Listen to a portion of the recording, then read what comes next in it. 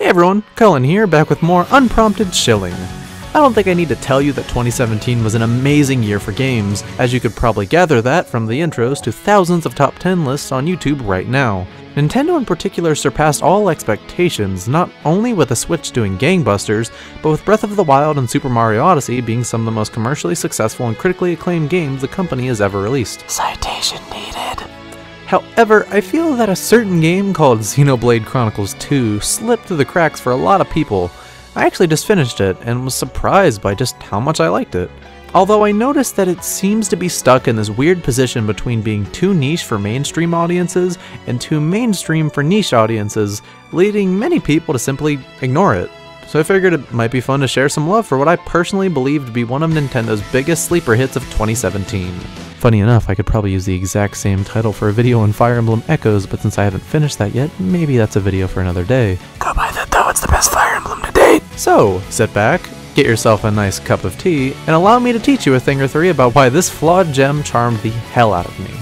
You should know going into Xenoblade 2 that Rex and Pyra's journey to the fabled Elysium is a very different tale than Shulk's quest for revenge. While the game is a return to form coming from Xenoblade X, it still feels unique in the niche the series has carved out for itself. Gameplay-wise, this feels like a step up from everything established in Xenoblade 1. Instead of the two titans like before, this time your adventure will take place across several, each swimming in a sea of clouds, circling what is known as the World Tree. On these titans, you'll discover a wide variety of cultures and races, all interacting with each other in engaging ways. All Rest is a gorgeous world, and it easily lives up to the legacy Monolith Soft forged with the past Xenoblade games. It's full of secrets, side quests, and beautiful vistas to uncover at your own leisure. The one thing I didn't like about traversing the world though is the new field skills. These take into account which blades you currently have equipped and can easily bring everything to a screeching halt if you don't have the right blades to advance. Blades, as I just mentioned, are living weapons that coexist with the inhabitants of Alrest, and Monolith Soft has seamlessly integrated them into the core mechanics of Xenoblade. You summon blades by collecting items called core crystals and pick a character to bind them to, which in turn presents you with either a common or rare blade. It's basically a gacha-like system, but completely microtransaction free, using only items found in the game. Alright, let's use some core crystals. Hope we get some good.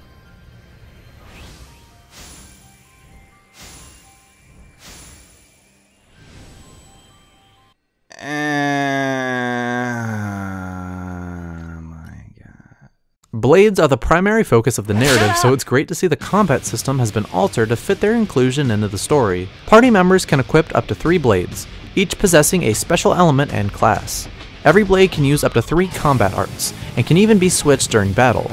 Not only does this streamline the battle UI of the original games, but also adds a new sense of flow to combat. Positioning and combos are still important factors in battles, but now you can chain together your arts after the last hit of auto attacks to cause even more damage and further raise the party gauge. Auto attacks actually have weight to them this time around. Keeping an eye on your auto attack loop and timing your arts accordingly creates an exciting rhythm to combat. Also, the introduction of blades and the respective elements ties into the new blade combo system, which your party engages in as you use blade specials. What gives this system so much depth is that all specials have certain elements associated with them, which causes multiple branching paths to appear for blade combos. These never got old because there were just so many ways to execute them. When I first heard about blades, I assumed they were going to be a dumb waifu gacha system, but they managed to make combat easier to understand while at the same time making it more complex. So it gets a big thumbs up for me. Honestly, my only real complaint with the system is how low the summon rates are for rare blades. Okay, I've used 90 core crystals. But today is the day, I swear to God, I'm gonna get Cosmos. Here we go!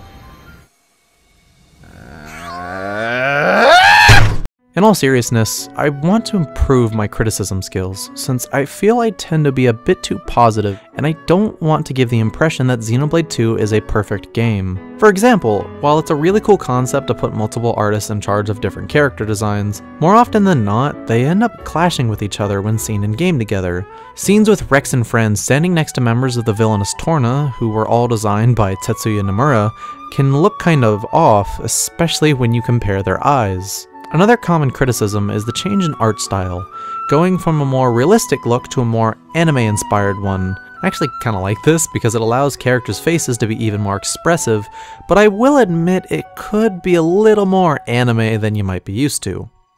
The positives far outweigh the negatives, because for every moment like this... Poppy? How may I be of service, master? There's like 5 of these!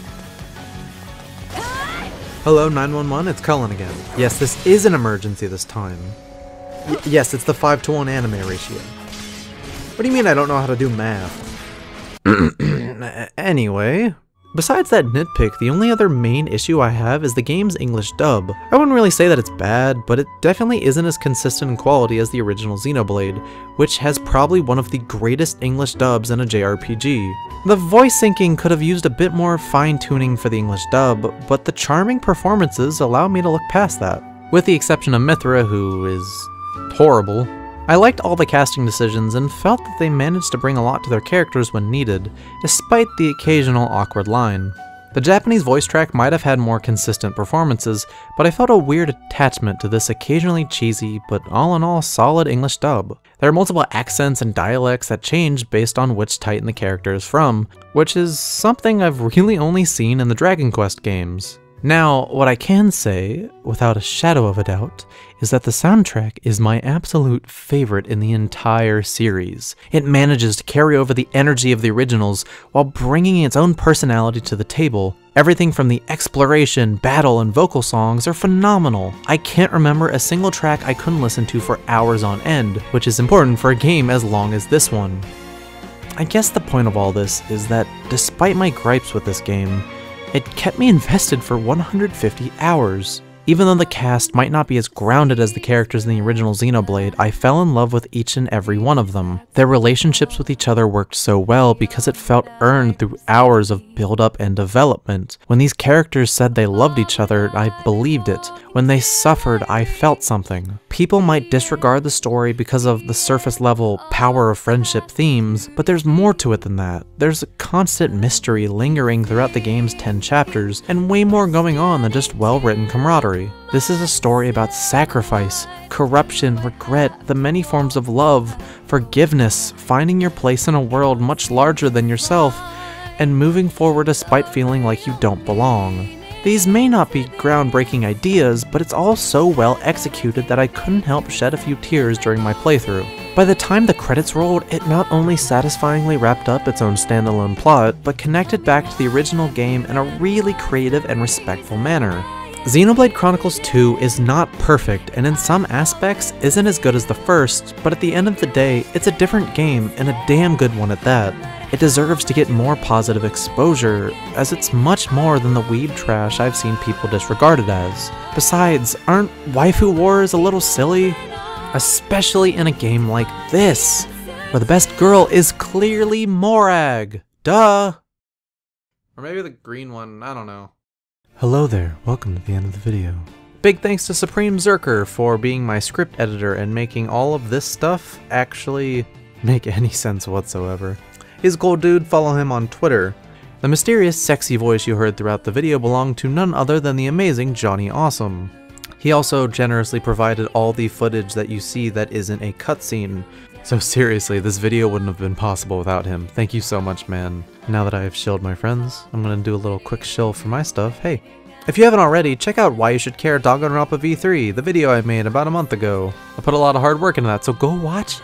I mean, only if you feel like it, you don't have to. Since I'm in more of an experimental phase with YouTube right now, if you have any suggestions for what you'd like the next video to be on, why don't you post that in the comments? And lastly, if you want to keep up with my memes and all the stuff I do, why don't you follow me on Twitter at DrCullenPhD. I'm gonna go microwave some soup. Bye!